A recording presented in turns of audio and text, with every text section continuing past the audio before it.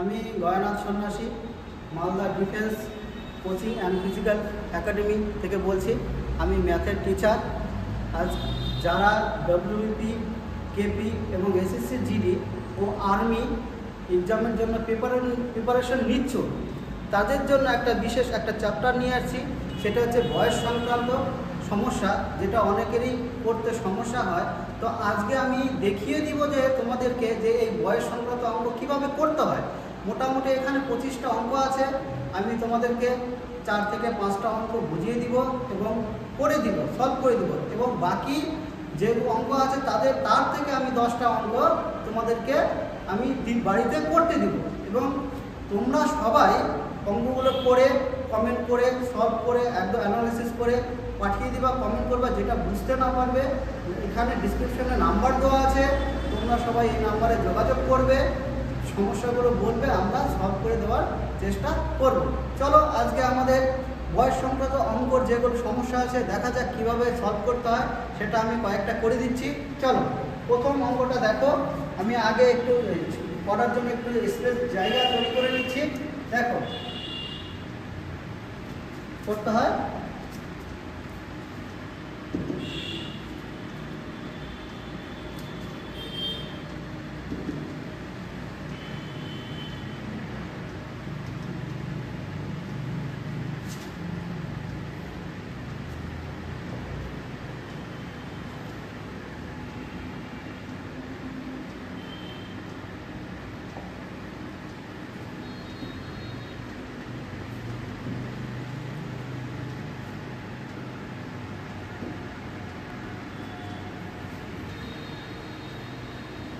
চলো দেখা যাক প্রথম অঙ্কটা কি বলছে। প্রথম অঙ্ক বলছে একজন মানুষের বর্তমান বয়স তার ছেলের বয়সের কত গুণ? 5 গুণ। তারপর কি বলছে 5 বছর আগে লোকটির বয়স তখন তার ছেলের বয়সের কত গুণ ছিল? 10 গুণ ছিল। বর্তমানে লোকটির বয়স কত? তো এইসব অঙ্ক করতে গেলে অনেকের সমস্যা হয়। দেখো কিভাবে সলভ করবো।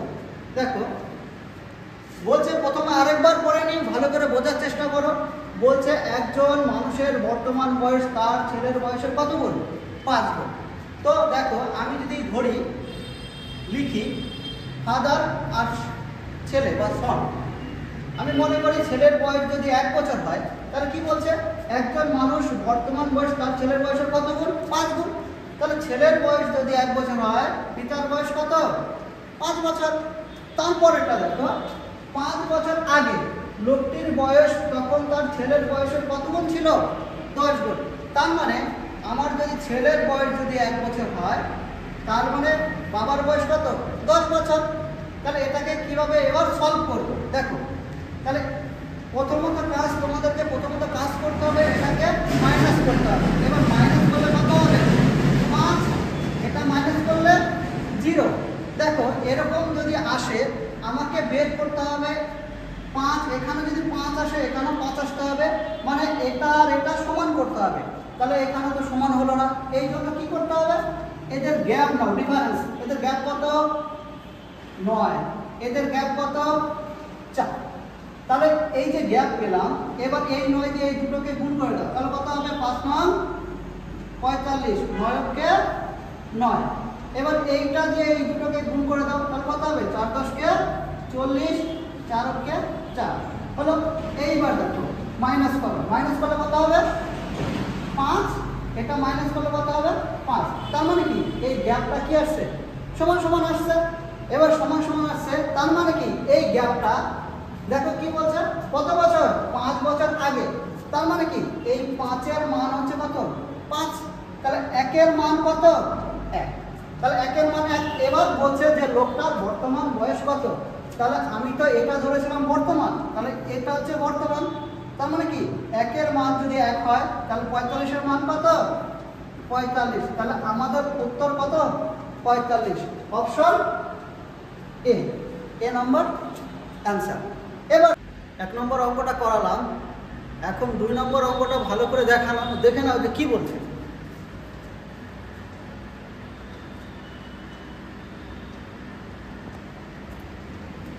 দেখো তাহলে কি বলছে? 2 নম্বর বলছে সমীর ও তনুজের বয়সের অনুপাত কত? 8:15। 9 বছর পর তাদের বয়স অনুপাত 11:18। বলছে তাদের বয়সের মধ্যে পার্থক্য কত? তাহলে দেখে না, তাহলে কে কে আছে? একজন আছে সমীর আর একটা আছে তনুজা। ঠিক আছে, তাহলে সমীর তনুজা। এবার দেখো তার মানে কি সমীর ও তনুজার বয়স অনুপাত কত? 8:15। এবার বলছে 9 বছর পর তাদের বয়স অনুপাত কত হবে? 11:18। তার মানে কি 11 কত? 18। এবার দেখো প্রথমত আমি যে অঙ্কটা করালাম সেই অঙ্কটা আমি বলেছিলাম যে প্রথমত কাজ কি, এদের ডিফারেন্স নয়। এবার ডিফারেন্স যদি সেম না হয় তাহলে এদের ডিফারেন্স নিয়ে কোনাকুনি বা এটাকে এটা দিয়ে গুণ, এটাকে এটা দিয়ে গুণ করতে হবে। এইবার দেখো এখানে কি হয়, তাহলে 11 থেকে 8 বিয়োগ করলে কত হয়? 3। এবার এটা থেকে এটা বিয়োগ করলে কত হয়? 3। তার মানে কি ডিফারেন্স সেম আছে, এই ক্ষেত্রে আর ওই প্রসেসটা কিন্তু করতে হবে না। তার মানে কি এখানে 3 মানে তাহলে কি বলছে? 9 বছর পর। তার মানে 3 মানে কত? 9। তার মানে কি 1 মানে কত? 3। 1 মানে কত? 3। এবার দেখো এবার বলছে দুইজনের বয়সের পার্থক্য। তার মানে কি তাহলে দুইজনের বয়সের পার্থক্য। এবার দেখো এটা 1 মান যদি 3 হয় তার মানে কি এর সমীরের বয়স কত? 3টা কত হবে? 24। এবার দেখো তার মানে এটা কত হবে? তনুজের বয়স কত হবে? 45। তাই এদের ডিফারেন্স কত? 21। কিন্তু দেখো এটা করতে হলে কিন্তু পরীক্ষার সময় লাগে, তার সময়টা আমরা কিভাবে বাঁচাতে পারবো সেটাকে একটু দেখে নাও। এবার দেখো যেহেতু পার্থক্য চেয়েছে তার মানে এগুলো না করে সরাসরি করে দাও। এটার পার্থক্য কত? 7। এটার পার্থক্য কত? 7। তাহলে কি করবো? 7 × 3। তাহলে কত হয়? 3 × 7 = 21। তাহলে আমাদের নির্ণয় উত্তর বা দুজনের বয়সের পার্থক্য কত? 21। Answer B. ঠিক আছে, বোঝা গেল সবাই? তাহলে এবার দেখো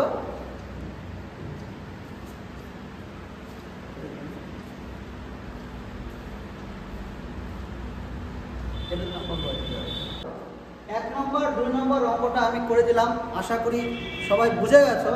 এইবার 5 নম্বর অঙ্কটা স্ক্রিনে দেখে নাও যে অঙ্কটা কি বলেছে, ভালো করে দেখে নাও।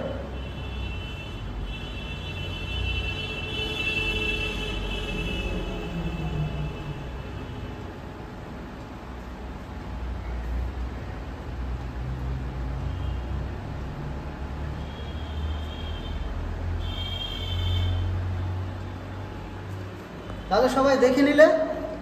এবার দেখো তাহলে আমি আরেকবার পড়ে নিই।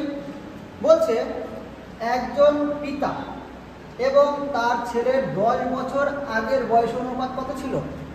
5:3 অনুপাতে ছিল। বলছে 10 বছর আগে সেটি কত ছিল? 3:1। বলছে আজ ছেলের বয়সের সাথে বাবার বয়সের অনুপাত কত? চলো শুরু করা যাক। তাহলে কি বলছে? একজন পিতা ও তার ছেলে 10 বছর পর।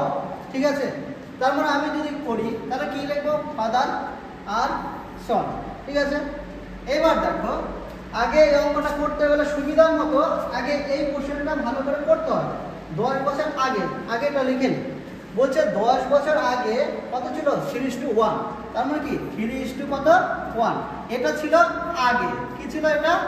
আগে। ঠিক আছে, তার মানে কি মিডিলে একটা কি আছে? বর্তমান আছে, মিডিলে একটা বর্তমান আছে। তারপরে কি আসবে? তারপরে পরে আসবে, মানে পরের বয়স। এবার দেখো তাহলে পরে কি বলছে? পিতা ও তার ছেলের 10 বছর পর। 10 বছর পর কত? 5:3। তার মানে কি এখানে একটা গ্যাপ থেকে গেল। কোনটা? বর্তমান। তার মানে কি? তার মানে এই বর্তমান থেকে 10 বছর আগে, আবার বর্তমান থেকে 10 বছর কি পরে, তাই তো? তাহলে এটা পেলাম। দেখো একই কাজ প্রথম দুটো অঙ্ক যেভাবে করলাম এই অঙ্কটা সেমই হবে, সে 10 বছর আগে হোক 10 বছর পরে হোক, অসুবিধা নেই। তাহলে এবার দেখো প্রথম কাজ কি বলেছিলাম? এদেরকে গ্যাপ নেওয়া বা মাইনাস করা। ঠিক আছে, একে মাইনাস করলে কত হবে? 2। একে মাইনাস করলে কত হবে? 2 হলো। এবার দেখো তাহলে এখানে কত আসলে? 2। কিন্তু দেখো এবার দেখো আগের মতো ডাইরেক্ট এখানে 9 বছর ছিল বা সেরকম 5 বছর ছিল, এখানে দেখো এইখান থেকে এইখানকার গ্যাপ কত, তার মানে কি এখান থেকে এখানকার গ্যাপ কত 20, তার মানে কত 2 এর মান কত 20 হলে 1 এর মান কত হয়ে যাবে, 1 এর মান 2 এর মান যদি 20 হয় 1 এর মান কত 10, 1 এর মান কত 10। এবার দেখো কি বলছে, এবার বলছে ছেলের বয়সের সাথে বাবার বয়সের অনুপাত, আজকের কথা মানে বর্তমান। তাহলে আমি যদি এই বয়সটা নেই, তার মানে কি এই বয়সটা নিলে আমাকে 10 প্লাস করতে হবে, বা এইটা নিলে আমার 10 মাইনাস করতে হবে। তোমরা যে কোনো একটা নাও, অসুবিধা নাই, ঠিক আছে, আমি দুটোকেই বলে দিচ্ছি। দেখো তার মানে 1 এর মান যদি 10 হয় তাহলে 3 এর মান কত 30, এবার এটার মান কত 10, তাহলে আমি আগে নিয়েছি, তাহলে কি করব 10 বছর প্লাস করে দেব বর্তমান আসতে গেলে। তাহলে এবার কি হবে, এটা হয়ে গেল 40, এটা হয়ে গেল কত 20। এবার দেখো অনুপাত কি হবে, কেটে দাও, তাহলে অনুপাত কি হবে 2:1। এবার দেখো কিন্তু এখানে বলেছে আজ ছেলের বয়স এবং বাবার বয়স, তার মানে কি ছেলের বয়সটা আগে, তাহলে ছেলের অনুপাত 1, বাবার কত 2, তার মানে এটা ঘুরে যাবে। যখন তোমরা অ্যান্সার করবে তখন দেখে নিবে যে অ্যান্সারটা কি হয়, অ্যান্সারটা কি চাইছে, আগে ছেলের বয়স বলছে না বাবার বয়স বলছে। তাহলে কিন্তু এখানে যদি একটা 2:1 দিয়ে দিত তাহলে সেক্ষেত্রে কিন্তু ভুলে যেত। তোমাদের কর্তব্য দায়িত্ব যে এটা দেখে নেওয়া, তাহলে কিন্তু 1 নম্বর কেটে যাবে, সঙ্গে কিছু তোমাকে দিয়ে দিবে। তাহলে অ্যান্সার কি হবে 1:2। এবার দেখো 1:2 এটা বুঝে নিলে। এবার দেখো এটা আমি মিটিয়ে দিচ্ছি। এবার আমি যদি পরেরটা দিয়ে করি, পরেরটা এটা দিয়ে যদি করি তাহলে কি, তাহলে 1 এর মান যদি 10 হয়, 5 এর মান কত 50, 3 এর মান কত 30, 3 এর মান কত 30, ঠিক আছে। এবার দেখো আমি এইটা এইভাবে না লিখে আমি যেহেতু ছেলের আগে বলছি ছেলেরটা লিখতে পারি, তাহলে একসাথে অ্যান্সার বেরিয়ে যাবে 30, এটা কত 50, 30 50। এবার এটা আমি যেহেতু এটা 10 বছর পরে, তার মানে কি আমাকে 10 বছর মাইনাস করতে হবে, মাইনাস করে দাও, আগেরটা প্লাস করেছিলাম, এটা মাইনাস করতে হবে, যেহেতু এটা পরে, তাহলে এটা কত হবে 20, এটা কত 40। দেখো এবার এটাকে অনুপাত করলে 0 0 কেটে দাও, 2 কেটে দিলে সেম হবে 1:2, তাহলে অ্যান্সার কি হবে 1:2। অ্যান্সার কি 1:2। আমাদের এখানে অ্যান্সার কি আছে, অপশন এ, ঠিক আছে। তো আমি 1 2 বা কিছু অঙ্ক করে দিলাম, মোটামুটি 15টা অঙ্কর মধ্যে করে দিলাম, 15টা অঙ্কের মধ্যে কয়েকটা অঙ্ক করে দিলাম। এবার বাকি যেগুলো অঙ্ক আছে একটু ভালো করে তোমরা একটু দেখে নাও, অঙ্কগুলো আছে, ঠিক আছে, 1 থেকে 15 পর্যন্ত অঙ্কগুলো দেখে নাও।